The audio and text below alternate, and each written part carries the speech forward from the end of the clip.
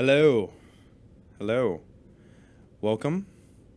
Welcome back, everybody, to the final season of Is It Better Than Paddington 2? This is... You can talk back to me if you'd like. Yeah, I'm just like, I'm processing this information. This is news to me. This is news to everybody, actually. No, but only cultists know this. This will be the last season of Is It Better Than Paddington 2? I will be graduating at the end of this semester, and I have decided that the bit has run its course. Well, I'm very honored that you've had me now twice on here. So. Oh, of course. We're going to be spending this last season looking at some of my favorite movies. Wonderful. That I have been avoiding for some time for some reason. But, you know, we also got some fun stuff cooking where I'm still going to be doing these episodes every other week starting now. In addition, on the last Saturday of each month this semester, we're going to be doing a live episode at 6:30, 7 o'clock on twitch.tv/cultofmedia, where we will be reviewing several movies at once. So be sure to tune in for that. But anyways, I digress. Welcome back to Is It Better Than Paddington 2, the movie review show where myself and a guest come together to discuss whatever film I've chosen and ask the ever-important question, is it better than Paddington 2, the film that dethroned Citizen Kane? I'm your host, Ben Selsor, and I am joined today, once again, by my good friend... Jeff Mugrage. Jeff. How are you, Jeff? Very tired, but like I said, I am happy to be talking about this film with you today. I remember last time you had me on, I was thinking we got to talk about a good film next time. Yeah. Last time we had Jeff here, we talked about 2021's blockbuster hit, Morbius. The worst movie I've ever seen. It was absolutely atrocious. I downloaded it last minute on my cell phone, and I know David Lynch says like watching a phone is a bad experience, but I think you'd have a bad experience watching that movie wherever you watch it. I watched it on a TV and it was a bad experience. But We're not here to talk about Morbius, thank God. I decided that after making Jeff talk about Morbius with me, that I should probably have him back on to look at a good movie. So we are going to be looking at one of my favorite animated films of all time, Guillermo del Toro's Pinocchio. Ready for this? Pinocchio's great. Even just like in concept, Pinocchio being a little wooden puppet that becomes a real boy.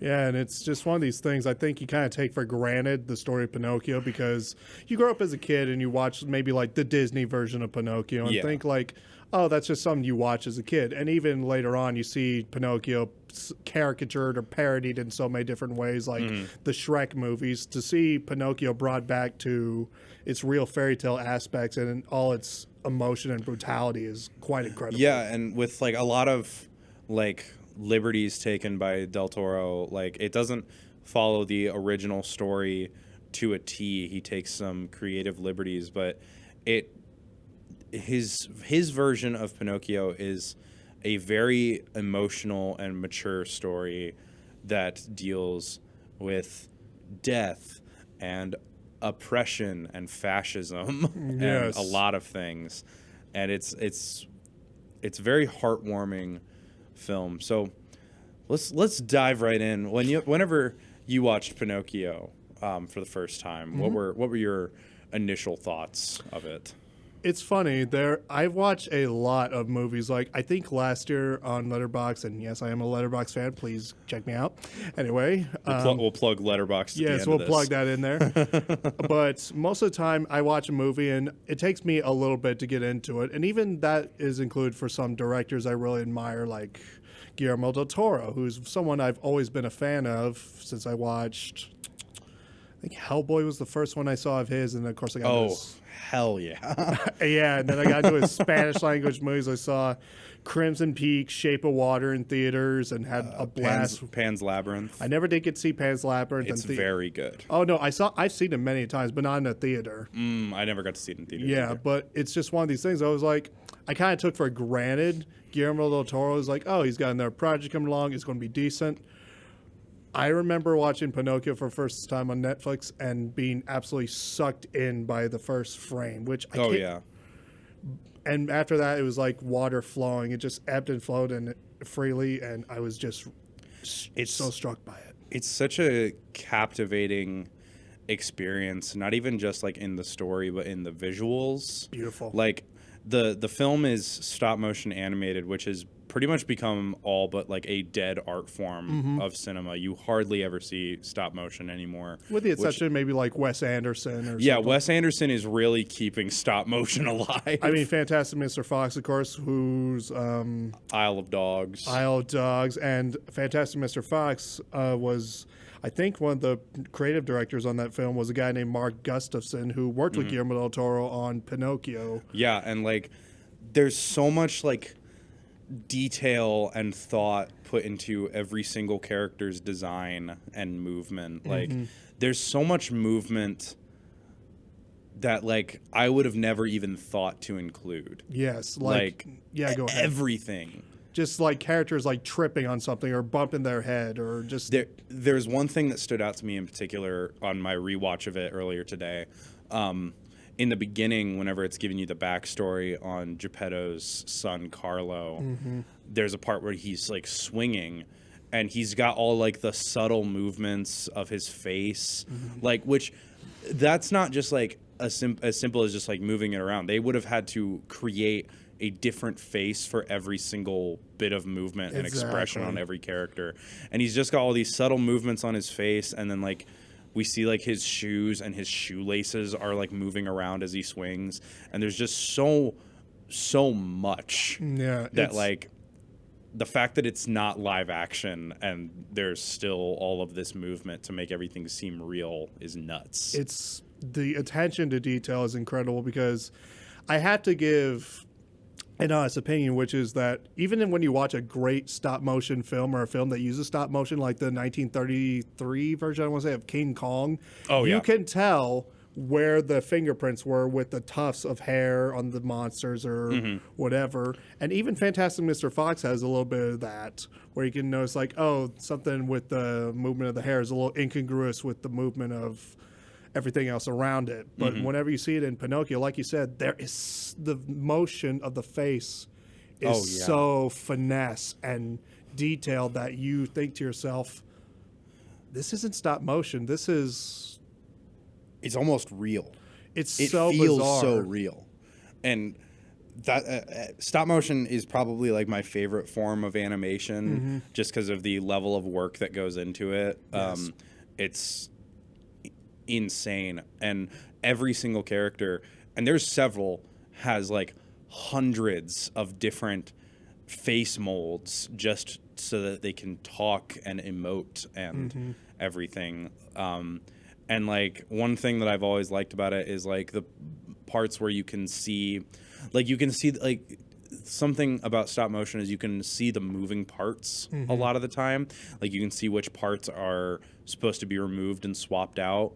Like Pinocchio's eyes, for example, he's got little seams around his eyes so that he can like emote with his eyes, which is so cool. It's so cool. Yeah, I mean, that's another thing. I know a lot of filmmakers have written about how you can simply tell a story through eye movement. Oh, yeah. Like Walter Murch, who I think edited several Francis Ford Coppola's movies, has a book called In the Blink of an Eye. And there's a wonderful story with one of my favorite filmmakers, Terrence Malick, where all the actors that have worked with him, he'll have them do a scene and where their character is speaking the emotions of the scene, and then he'll do a take where he's like, okay, now speak it through your eyes and don't say a damn thing. And that's the kind of emotion I get watching Pinocchio. And like there's just like a ton of stuff that other films probably wouldn't even have done. Like characters cry and their faces get wet, like physically, and like they blink and they move and their hair moves. Like there's this one part with the Podesta where he like takes off his hat and smooths back his hair. Yes. And it's just like they didn't have to do that at all. They would have had to create like an entirely different sculpt of his hair just for that one little motion that happens one time. Yeah. They could have so easily gotten lazy with this movie. They could have so easily like not done everything that they did. Like Pinocchio's a wooden boy. They didn't have to give him a million facial expressions. No. But they did. They could have just made him like not blink at all, just have like a jaw that like flaps up and down like a normal puppet would. But he smiles and frowns and opens his mouth real wide and screams and cries and laughs. And it's beautiful. It's a beautiful movie. And another thing I really appreciate about the design of Pinocchio is that when you look at the character of that design, it's like you think of Pinocchio like cute little boy, kind of drawers, everything, but this Pinocchio is not what you would call aesthetically perfect or beautiful in a sense, but yet you feel emotion for him and you care about him. Yeah, he's like, his design is very removed from other versions of Pinocchio because he's like hastily built by Geppetto. In a drunken state. Yeah, Geppetto's drunk and upset and builds a little puppet. And so he's like, he's asymmetrical. He's got like, you can see like the knots of the wood. Right, I think one of his ears is incomplete. He only has one ear and he doesn't on the other side. And like the back of his head looks like the stump of a tree. And it's like, it adds so much character to him and it creates such a feeling of like, it makes you understand more why he stands out in this world. Because like in Disney's Pinocchio, for all intents and purposes, that's a kid. Yeah. Like that just looks like a kid with like some weird like seams on his body. Yeah, and maybe but still and the nose. still unmistakably a small boy.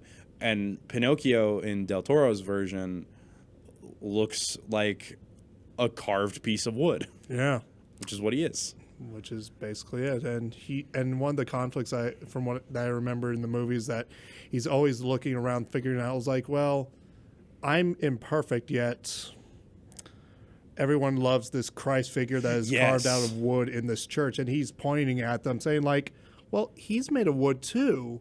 And everybody likes him. Yeah, why don't they like me? Yeah, it's like a very like, it's a very real emotional moment because up until this point, like Pinocchio had like just come alive, and he didn't really understand anything yet because he comes to life and he doesn't know anything about being a human. He can like speak and everything and move around, but he doesn't know like what a hammer is or what a chamber pot is. He doesn't, the dangers of being near a fire. Yeah, he like at some point literally sets his feet in a fire and burns them off. And he doesn't feel any pain either. And he's just so happy and fascinated by everything that's going on around him. Yeah, and then this is like the first moment where it's just like, oh, this is a child. Yeah. And this child has emotions like any human child would. And he is seeing an inconsistency in reality, and it upsets him. Yeah. And it's very, very sad. Let's get into... Okay, actually, there's one more character design. There's two more character designs that I want to talk about. And then we'll move on from the aesthetics of the film. I'd say we could gush about this for a while. Yeah. Technically three, but mostly two. Death and the Blue Fairy. Very... very cool and creative interpretations of both of those, and like the rabbits in Death's Domain and everything. Yes. Like the Blue Fairy has like 4 wings that are covered in eyes and like a blank, expressionless. So it's like a weird hybrid of different things, but it brings to mind like a chimera from mythology. Yeah, or like the eyes on the wings and the multiple sets of wings specifically makes me think of what the internet calls biblically accurate angels. Yes. Where like it's the Blue Fairy is like a weird sort of almost monster, scary looking creature. And she's got this like blank, expressionless face that has a seam around it. So it looks like she's wearing a mask. But like, despite the fact that she has no expression, like the voice actor for her, I can't remember. Tilda Swinton. So Tilda Swinton voices both of these characters. And she just has so much like, there's so much care in the way that she gives her performance as the Blue Fairy. There's so much compassion. She's very authoritative but kind, like you said. She's very like as the Blue Fairy. Her voice is very motherly, very much so. Where it commands respect and obedience, but it's also like very sweet and caring and very compassionate towards Geppetto and Pinocchio and the cricket. Sebastian J. I love him so much. Voiced by Ewan McGregor. He's great. And then in addition to that, there's Death, which is like a more beast-like version of the same idea, where it's like kind of like a lion-like body with horns and the same blank, expressionless face. And the way that Tilda Swinton acts as Death is very cold and indifferent, which is insane. Like the range between playing two characters, two very similar characters in the same movie, one giving life, one taking it away, and they are somehow both completely distinct despite all their similarities is nuts. Just two sides of the same coin, basically. It's great. And then there's also, in the original story of Pinocchio, there's the fox that is like tricks him and exploits him and everything, and this character is replaced by Count Volpe. Such a diabolical little dude. He's he's a circus like ringleader, and he's a swindler and a bastard. And let's just call him what he is. He's a bastard. He's a bastard. And he's one of the best characters because he replaces the role of the fox, and he is made to look very fox-like. Very much like so. He wears this like orangish red coat and He's with the got same reddish color hair, hair, and the way that his hair sticks up on either side looks like ears, and he has like a long pointed face and everything, and his name is Count Volpe, meaning fox.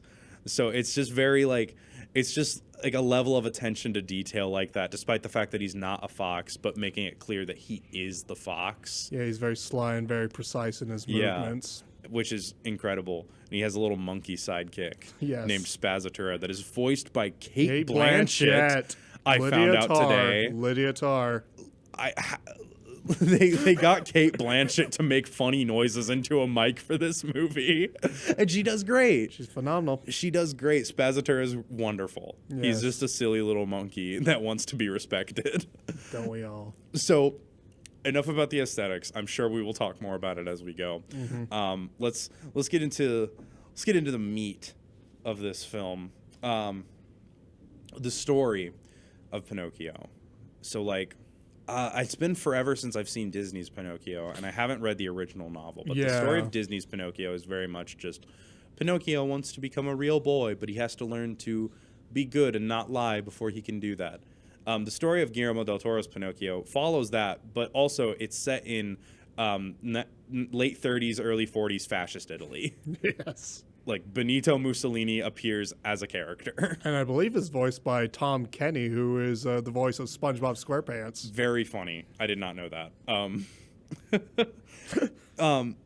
And so it deals with this idea of Pinocchio wanting to become a real boy, and so he has to learn to be good. And like the Blue Fairy tells that to the cricket, like the Blue Fairy tells the cricket to guide him to be good, and she'll grant Sebastian J. Cricket one wish. And it takes that and it couples it with these ideas of what living under a fascist regime is like, and like the death and despair that comes from it. Because the story starts off with a little backstory of Geppetto before he made Pinocchio, in which he had his son Carlo, who was killed in a bombing. They were working on a wooden carving of Jesus hanging from the cross for the church, and these planes that had just come from a bombing, the town wasn't even a target, but they dropped their bombs to lighten the load, essentially. And Geppetto's 10-year-old son, Carlo, ends up getting killed. And it's like, I remember whenever I watched it for the first time, like, I didn't really know what to expect from it. I just knew that it was a stop-motion Pinocchio, and Del Toro was directing it. So, like I was sold on Del Toro alone, and the stop-motion just made it even further for me. And then it opened with this, and I think I ended up, like, crying in, like, the first 10 minutes. Yeah, I found myself weeping here and there, and then by the last credits, which we'll get to, I was inconsolable. I couldn't talk to anybody. Sure. Yeah, it's like, it immediately lets you know, like, hey, this is going to be a way more emotional and mature story. Like, this is not the Disney cartoon for kids or the funny Shrek version of Pinocchio. This is going to be very serious and very emotional. And very close to a fable. I think Roald Dahl, who of course wrote many fables, said that at the heart of any good fairy tale is a ruthless brutality. Which, like, you can see that if you read, like, any of the original versions. And this version does not follow the original to a T. Like, all the fascist elements are not present in the original story, I believe. And there's also a moment in the original story when Pinocchio gets annoyed with the cricket and kills him with a hammer.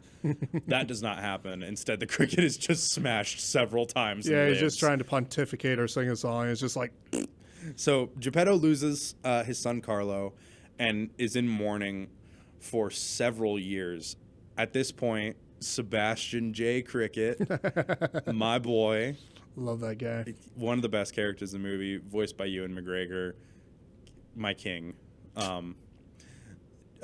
Sebastian J. Cricket moves into this pine tree to start writing his memoirs.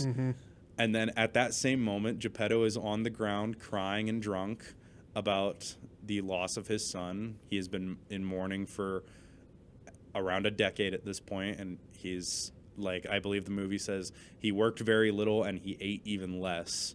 So he's just been pretty much destroying himself over the course of these many years. And the cricket's just like, oh, that sucks. Anyways. And he goes back into the tree to keep writing, and then Geppetto chops the tree down. And in a drunken fit of emotion, rage, and sadness, he carves a piece of the tree into a little wooden boy, Pinocchio. And I really like the interpretation of why he made Pinocchio, because I don't think any other Pinocchio adaptation really tackles the why. It's just Geppetto's a wood carver, so he made a little puppet. Right. And that's that. Yeah, that's it. Who cares? Yeah. But this one is just like he made the puppet to replace a son that he lost. I feel like that makes Geppetto as a character a lot more sympathetic and relatable. Not that that was necessarily a problem before, but he was kind of a non-character before, and now it's just like, oh, this is a grieving old man who is trying to replace something very near and dear to his heart. Right, and that's the thing is, like you had mentioned earlier, Pinocchio is wanting to be loved. He's wanting to be a good boy, and he just wants to be loved by his father, Geppetto, and he's always coming up to him, wanting to hug him and, like, give him all the love he can, and Geppetto's like, I want nothing to do with you. You are not my son. Yeah, it really adds to, like, the, like, emotions of the film, because it's like Geppetto, after carving the little wooden boy, goes to sleep, and Sebastian J. Cricket tries to crawl back into Pinocchio's little wooden body because the part where he was living in was preserved. And then the fairy appears, the blue fairy appears, and is about to bring the puppet to life. And Cricket's just like, hey, this is my house, guy. You can't move. Yeah, wait a second. This is my home. I'm a homeowner. I gotta write my memoirs. And so the blue fairy is like, okay, tell you what, help me out. Stay with the boy, make sure he's good, and I'll grant you one wish. I sure wonder what that's gonna come back to later. We'll see. And so the cricket agrees, and Tilda Swinton brings the puppet to life and says, like, you will rise with the sun and bring happiness to that poor man. Yeah. And so morning comes. Geppetto fell asleep at the bottom of the stairs. He's hungover. He's upset. The little wooden boy is gone. But there's some noise. There's some noises in the attic. And he goes up there, and there's a talking wooden boy. Good morning, Papa. And he's doing, like, with his head spin around exorcist style. Yeah, he's moving very, like, creepily at first, which is very fun. And then, like, the cricket pops out, and so now there's a talking wooden boy and a talking cricket. And they have this little musical number. The film's a musical. Yeah. Which I love. All the songs are very cute, and, like, they're unobtrusive. Like, they flow very nicely with the story, and they progress the plot forward. There's in the beginning, there's like a lullaby that Geppetto sings to his son Carlo, which is heartbreaking. No, like once you know what happens, and then Pinocchio comes out and sings a little song about what the fuck is all this shit? Yeah. Oh my god! Like what is this? What do you use it for? What's a hammer? What is this? And Geppetto is just like frantically trying to not get his house destroyed, and it's great. It's lovely and adorable. And then Geppetto locks him in a cupboard and is just like, I have to go. I got to go to church. Yeah, I got to get out of here. And Pinocchio wants to go to church, but Pinocchio's not allowed to go to church. He's a little wooden boy. They don't let wooden boys in church. Can you believe that? Yeah, I know, it's weird. They'll let this JC guy hang over the whole church, but it's like, He's a wooden boy. yeah, he's a wooden boy. Why do they like him and not me? So Pinocchio breaks out of the cabinet, and the cricket's just like, no, you got to listen to your dad. Don't go to church. Come on, listen to your dad. You got to obey him. And Pinocchio's like, fuck that noise, and goes to church and scares the entire town. Yeah. Including the Podesta, who wears a red armband. Silly. So Geppetto takes Pinocchio away, and is just like, what the fuck is wrong with you, dude? And this is where you get the first hint of, like, Pinocchio just wants to be a good son for Geppetto, because he doesn't understand what he did wrong. Right. And so Geppetto's very angry at him, and Pinocchio doesn't know why. So later, they are at the house, and the priest and the Podesta's son, Candlewick, who I believe is voiced by Finn Wolfhard. Yes. They all show up, and they're all just like, hey, man, what's the deal with this boy? What's the deal with this boy made of wood? Oh, and I forgot the most important part of that prior scene in the church. Pinocchio calls himself a real boy, and his nose grows. Because you can't have Pinocchio without the nose growing. And the way that his nose grows is very fun and creative. Like most other Pinocchio adaptations would just have the nose get like longer, but Pinocchio's nose in this film sprouts like a tree. And later on, like, he tells several lies in a row, and it grows like branches and needles and pine cones. And it's great. It's like such a fun way of showing that off, like showing off like him being made of a pine tree and like the pine cones and everything. It's very fun. So the Podesta shows up, and he's like, this boy is a little shit. He's got to go to school. He needs discipline. He's got to go to school. And Pinocchio's just like, woo, school. But what happens when he goes to school? On the way to school, they are spotted by everybody's favorite monkey, Spazzatura, who goes back and talks to Count Volpe. Who is just like, a living puppet? Well, gee willikers, that can make me so much money. And so on his way to school with Sebastian J. Cricket living in his chest, Pinocchio is stopped by the Count and is deceived into going to the circus instead of going to school. And it's also funny because the emotion is very strong in that scene, because if you remember what he's given on the way to school. Go ahead. He's given a little book that would belong to Geppetto's son Carlo. And Pinocchio's like, oh, I love it. What is it? Yeah, he doesn't know what a book is. And then Geppetto explains that it belonged to someone very special, and the silences that they hold for each scene is very poignant. And then Pinocchio asks, did you love him? And shattered. Yeah, shattered. I'm destroyed. And then by that moment, he's like, okay, you all go to school. And you're thinking like, oh, okay, I'm going to replace this lost boy, Carlo, basically. And I've got to be good, not only because Sebastian J. Cricket is telling me to do it, but it's just like, I've got to hold back my own unhappiness to please someone else. Yeah, and like the night before he goes to school, whenever he's put to bed, the Cricket tells him that that Geppetto lost his son Carlo, and Pinocchio's like, how do you lose a whole person? And it's just like the naiveness of a child and not knowing what death is yet, because it hasn't happened to anybody you know yet. And it's like, oh, you don't know. Oh, no. He doesn't know. He's got a lot ahead of him. And so we get a brief explanation of death from the cricket, goes to school, gets stopped by Count Volpe, gets tricked into not going to school, and ends up ruining the book unintentionally.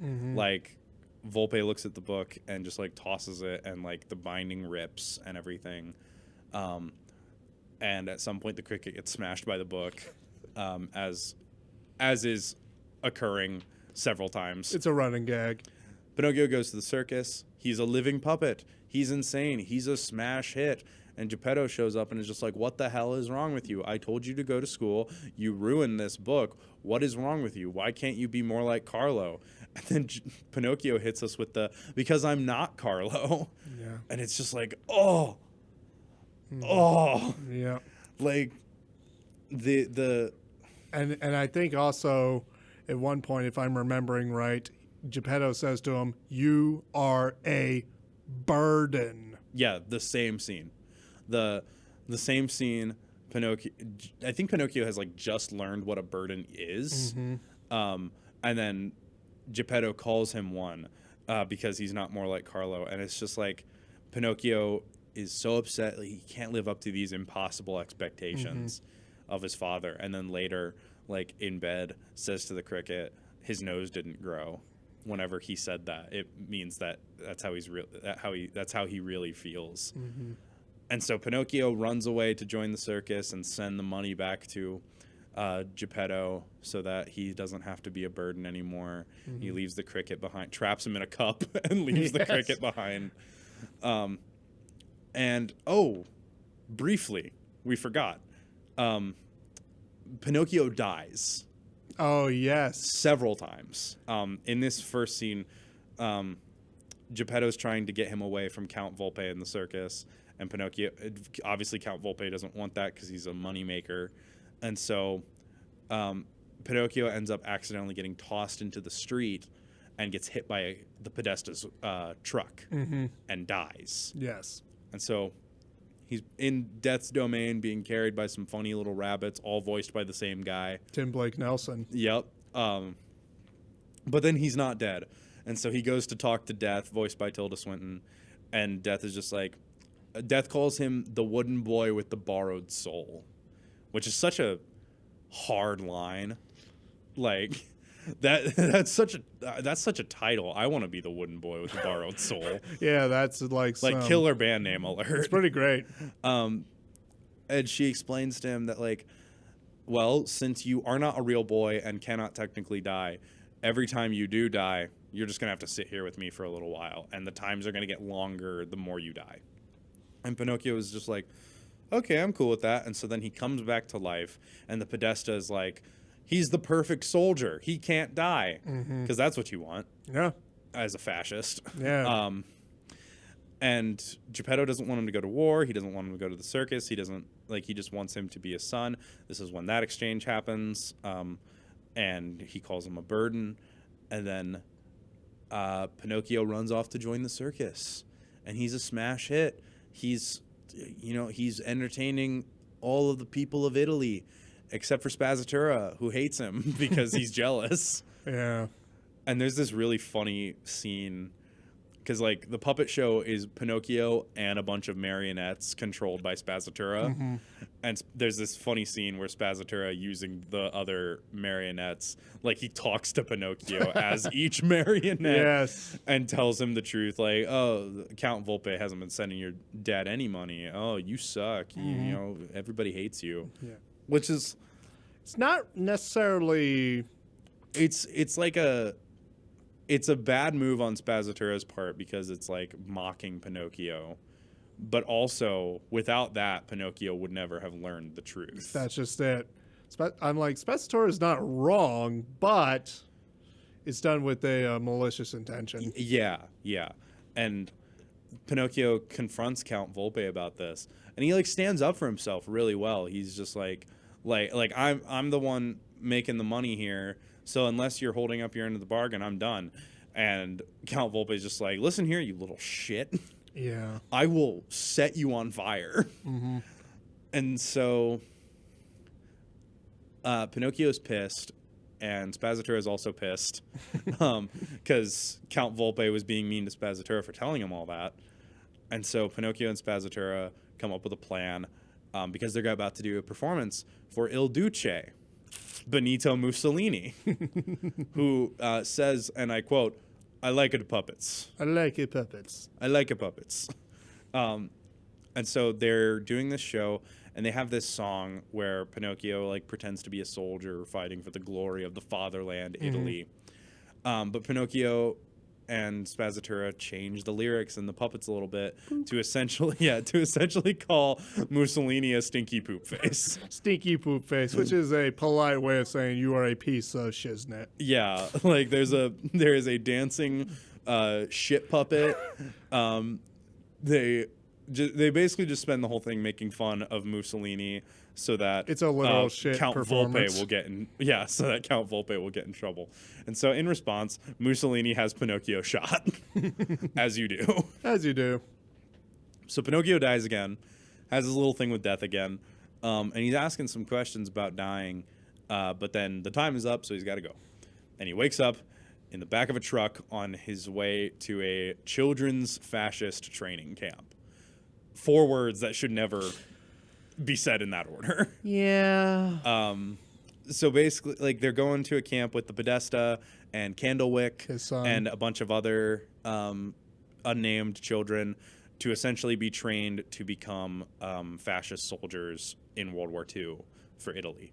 And a lot of stuff happens there. Candlewick and Pinocchio end up realizing, like, hey, we have a lot in common. We're friends. We're both scared.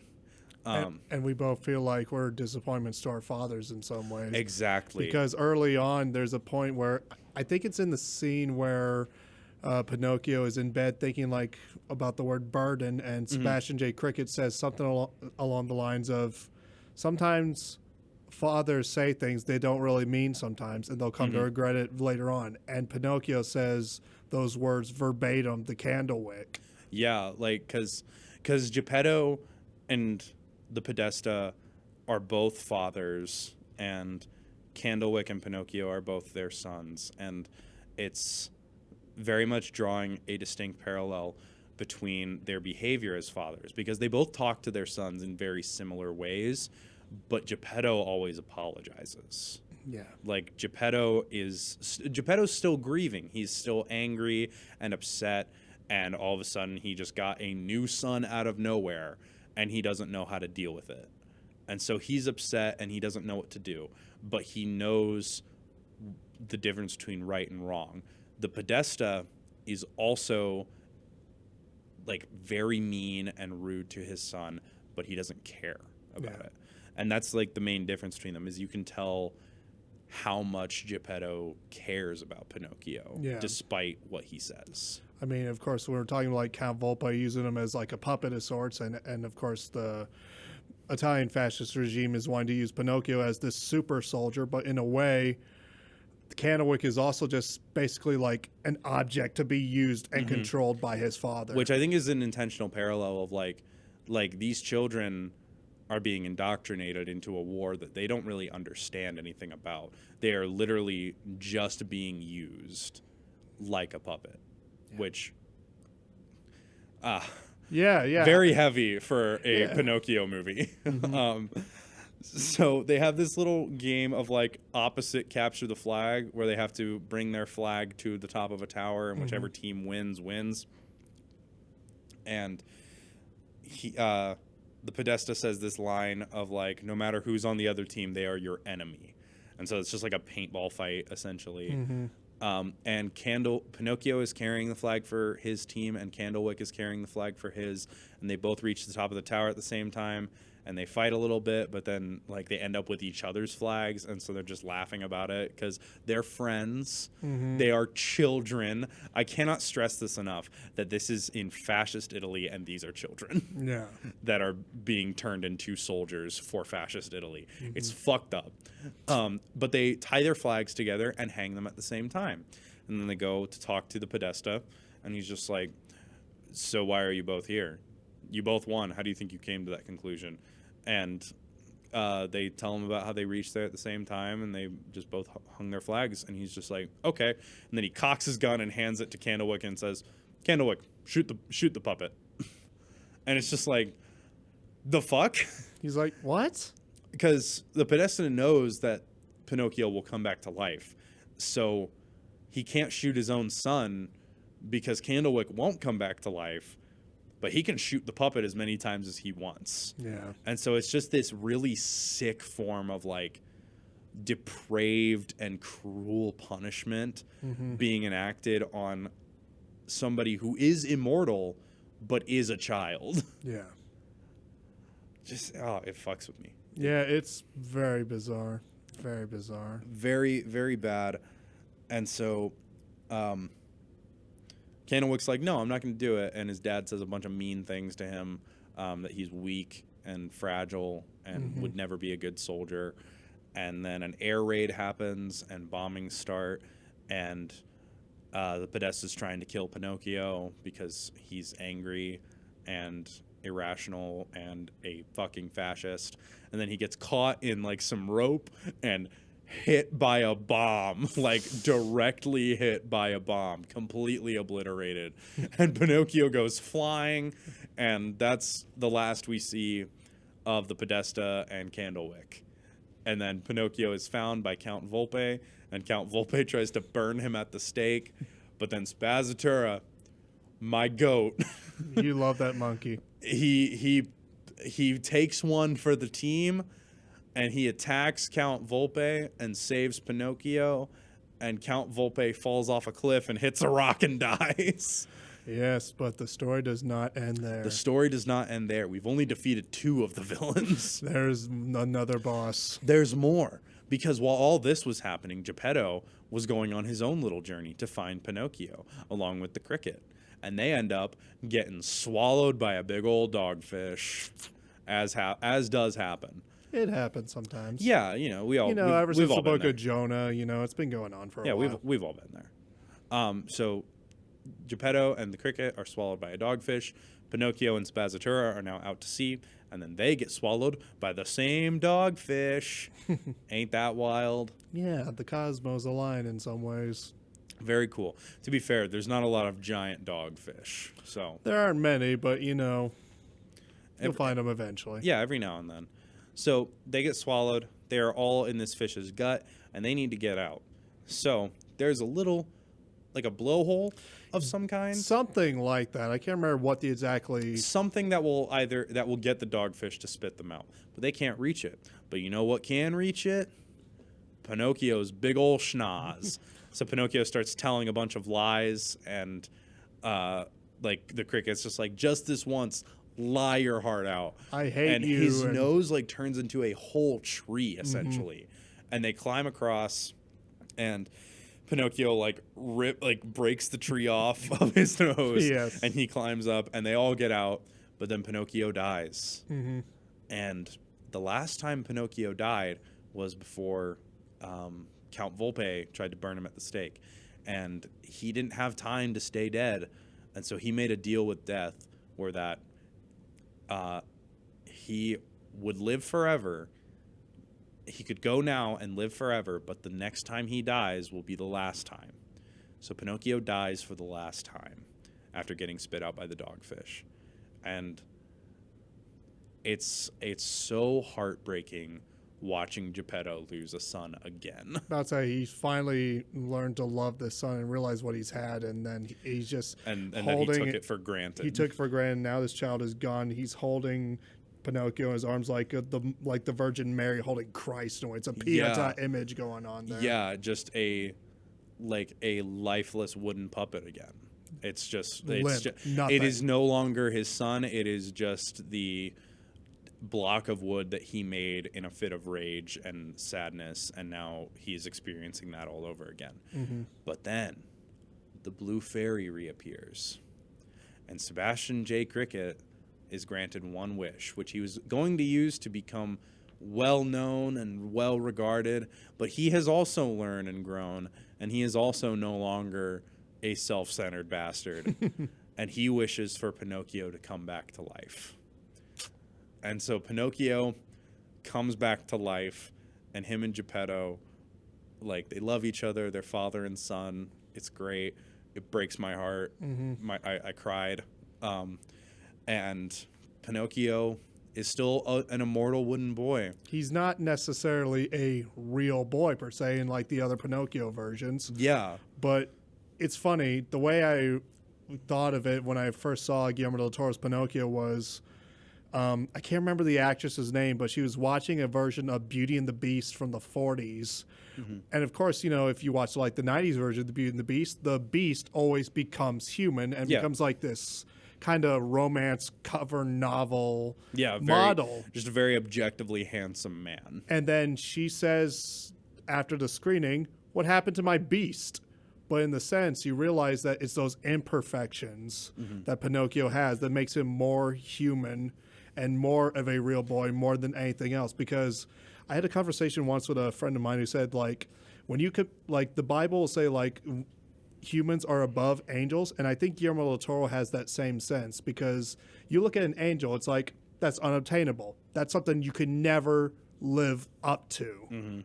But when you're human, you stumble, you fall, you get up again, you keep going, and that is more beautiful and more empowering than anything else. And the fact that Pinocchio is what he is and is loved by his family, by Geppetto, by Sebastian, by Spazzatura, it's incredible. That, like, in a sense, like, that love that those around him feel for him is what makes him a real boy. Because becoming a real boy is actually never a concern for Pinocchio in this movie. He doesn't really care about that. Like, he already thinks he's a real boy, which he says it, and his nose grows, which implies that it's a lie.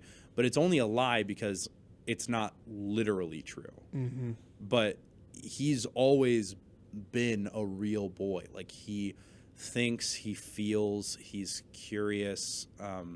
He is trying to learn about the world, just like a real child would. Yeah, just like anybody. I mean, like we've mentioned about Geppetto's pain is just that I think when you're a parent or like an uncle, even in my case, and just you learn to love something more than you love yourself sometimes. And when you learn that feeling, it's like the most empowering thing you can have. Yeah, and like, they all go home, they live a happy life, and Pinocchio's still an immortal wooden boy. He ends up outliving Geppetto and Spazzatura and the cricket. Who dies and he in buries, a windowsill. Yeah, he buries all of them next to Carlo's grave, where Geppetto would go every day. And then, like, he's alone, and so he just sets out into the world to be a real boy. And what about that pine cone? Does he plant a new pine cone? I think he plants a new pine cone, because I remember the final image being just a pine cone itself, just this image of rebirth from all. Yeah, like Pinocchio was born from this pine cone that Carlo had, that he wanted to plant a tree, and now Pinocchio's the only one left. Geppetto has passed, Spazzatura has passed, the cricket has passed. But like, this pine cone, like, it's just this eternal cycle. Like, life doesn't come to an end when you lose somebody. Yeah, and it continues on. And another line from one of my favorite films that came to mind when I was watching Pinocchio is Terrence Malick's The New World. And there's a wonderful line that a minor character is saying to the Pocahontas character after a grieving period, that what does a tree do when it's wounded? It doesn't stop growing. Right. It continues to grow towards the light. It keeps going. And that's like a big theme early on in the movie. Like, Geppetto lost Carlo, and he just stopped living, essentially. Like, he stopped working. He barely took care of himself. Like, his world ended when Carlo died. Yeah. But then this tree grows, and from it, he gets the little wooden boy, Pinocchio. And that, in a sense, like, that tree is showing that Carlo is going to live on. That's right. Through Pinocchio. And the pine cone being the last image shows that Geppetto and Spazzatura and the cricket and Carlo are all going to continue living on through Pinocchio until he eventually dies for the final time. Right. I mean, to quote The New World again and Pocahontas' character, there's a wonderful line that spoken by Pocahontas, who, of course, you know, a historical figure. Supposedly one of her last words was, we must all die, but it is enough that you, our child, should live. Mm-hmm. Exactly. It's this movie, like, it understands the cycle of life and death in a way that, like, other movies I've seen have never, like, been able to, like, get at for me. Like, this movie just completely yanks at my heartstrings, because it's just, like, Del Toro just has this, like, this sort of, like, fascinating idea with this version of Pinocchio, of just, like, no matter what happens, everything continues.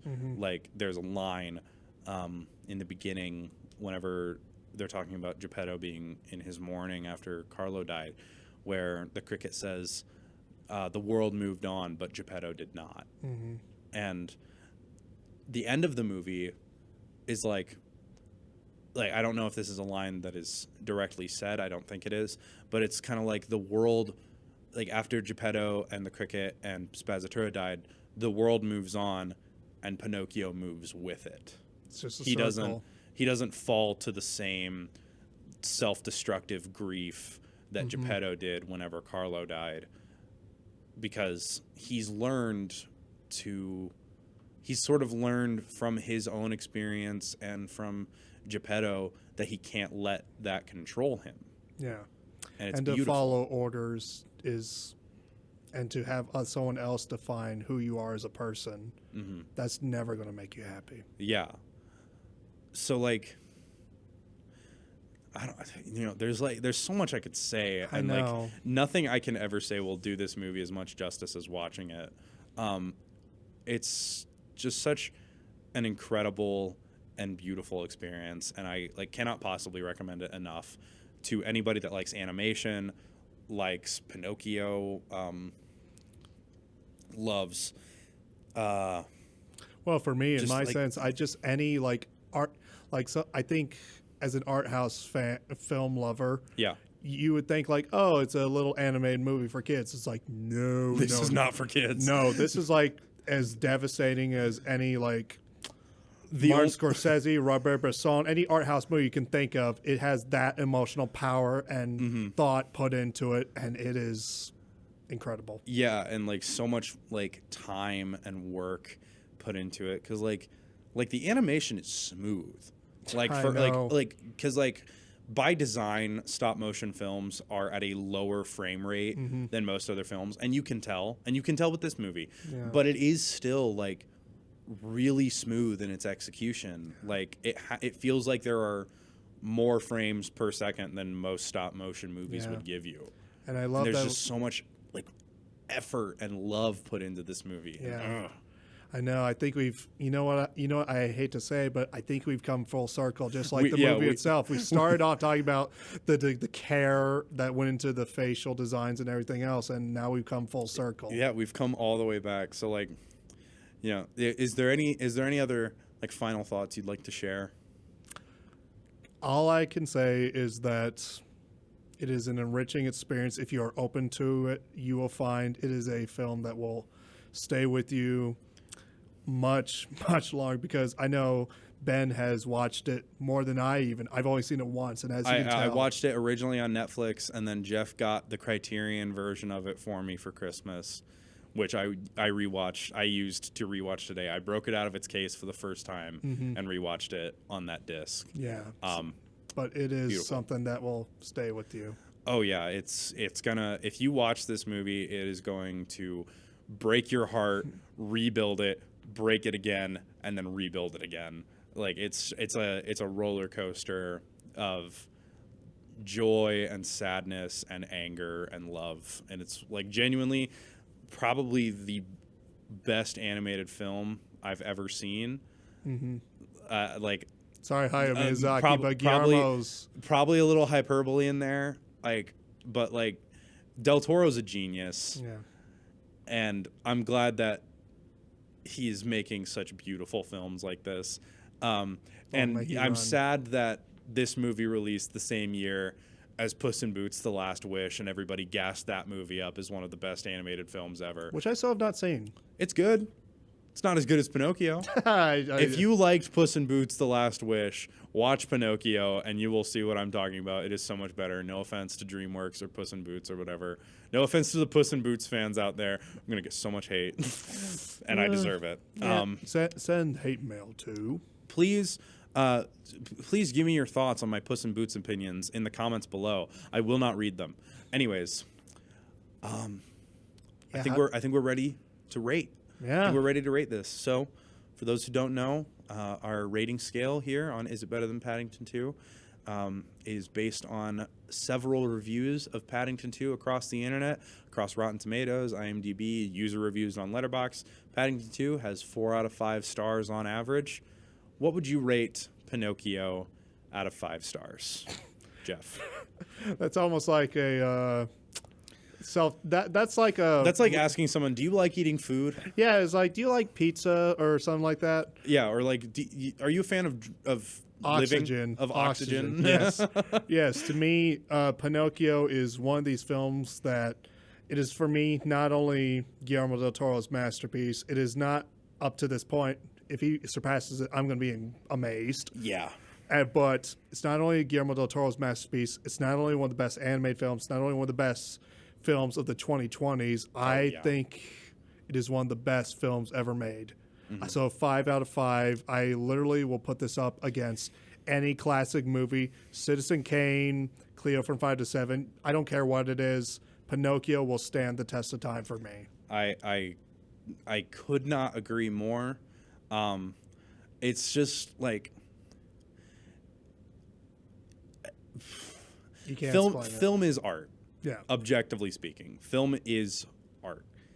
This film is art. Yeah. Like it feels like an art piece, like a non-motion art piece coming to life and telling you a whole story. It's like if you look at a painting of all of these characters, like a tapestry mural that tells a story, like they used to do in ancient times. It's like seeing one of those set to motion. It's so expressive. It's so moving and heart-wrenching, and like it reminds you the joy of despite the being pain. alive. Exactly. It's incredible, and it is by far. It is probably my favorite animated film ever. All right, so that begs the question for you. 5 stars. All right. Without question, this is a 5-star film. This is it cannot possibly be less than 5 stars. And if anybody thinks otherwise, I challenge them to a fist fight in the parking lot of a Denny's. Like I will go to war over my opinion of this movie. You'll be very diplomatic about it. I will be very diplomatic with my fists in your face. With that, that comes out to an average rating of 5 stars for Del Toro's Pinocchio. What a way to kick off the final season of Is It Better Than Paddington 2? Yes. With Pinocchio being better than Paddington 2. So, do you have anything else you'd like to say, Jeff? Do you have anything you want to plug? Nothing at the moment, but all I can. You want to plug your letterbox? I'll leave it in the comments as an anonymous commenter. Well, I'll plug my letterbox. My letterbox is Benjamin214. That's BenJammin 214. Follow me on Letterboxd for all my dog shit film opinions. And if you want to hear even more crazy opinions, follow me at Swan101. That is Swan with a capital S and the numbers 101. It's easy to find. You got her. You'll find me. And all I can say is, Ben, it's been a real pleasure talking to you. It's been an honor once again. Great having you on to talk about an actual movie instead of Morbius. Not an actual good movie, an actual movie. Yes, and Morbius is barely a movie. It's a flick. And I gotta get you to my place so we can watch something again. I agree. Well, that about wraps us up for this episode of Is It Better Than Paddington 2? thank you all for listening, and be sure to tune in this Saturday on twitch.tv/cultofmedia to watch a live stream. Is It Better Than Paddington 2? We're going to be talking about a certain film trilogy. I won't give away anything just yet, but thank you all for listening once again, and that's gonna be it. So until next time, remember, if we're kind and polite, the world will be right. See you later.